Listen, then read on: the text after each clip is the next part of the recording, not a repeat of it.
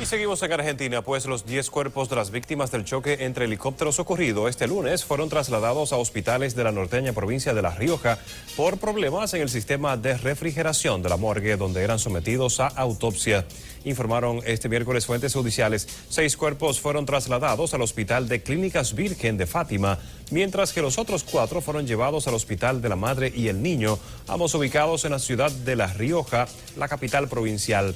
Las víctimas son 8 franceses que participaban en un programa de telerrealidad y los 2 pilotos de los helicópteros que chocaron en el aire mientras se dirigían a comenzar la filmación de un episodio.